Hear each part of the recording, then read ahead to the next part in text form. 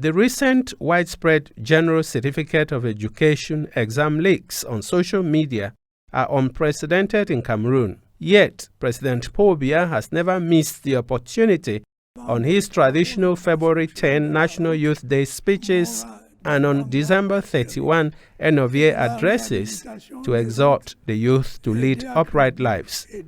In fact, the president has established a distinct recurrent narrative regarding youth morality, civic duty, and academic integrity across the decades.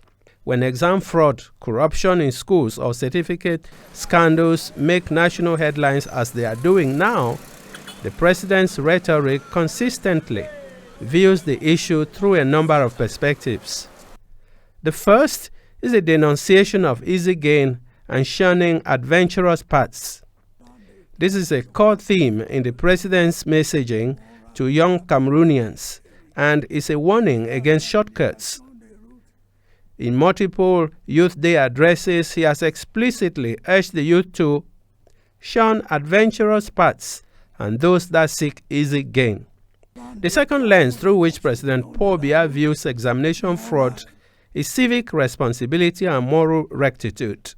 The head of state consistently connects the integrity of public examinations to national security and the value of Cameroonian certification internationally.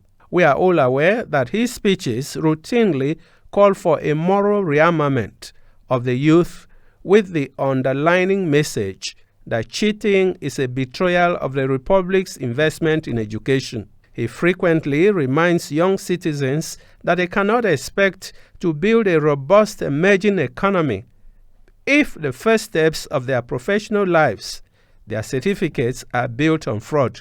Thirdly, is a broader war on corruption and stepping up sanctions. When major exam leaks occur, the presidency usually filters its formal response through the wider anti-corruption campaign. In his December 31 addresses, President Paul Biya regularly promises that the state will show no leniency to those who compromise public systems. He often says, improving governance also means stepping up the fight against corruption, ensuring severe sanctions on those found guilty. In the administrative pipeline, this presidential stance gives the Ministry of Secondary Education and bodies like the GCE the political backing to enforce harsh crackdowns, including voids, long-term examination bans for compromised candidates, and the arrest of officials or teachers who leak papers.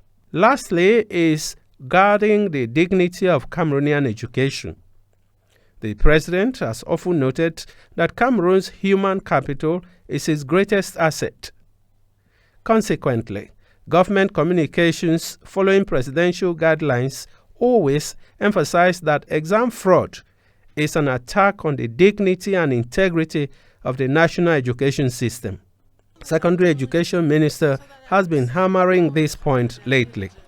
The state's strictness, that is, ordering total postponements or ordering rewrites, is justified as the only way to preserve the international credibility of Cameroonian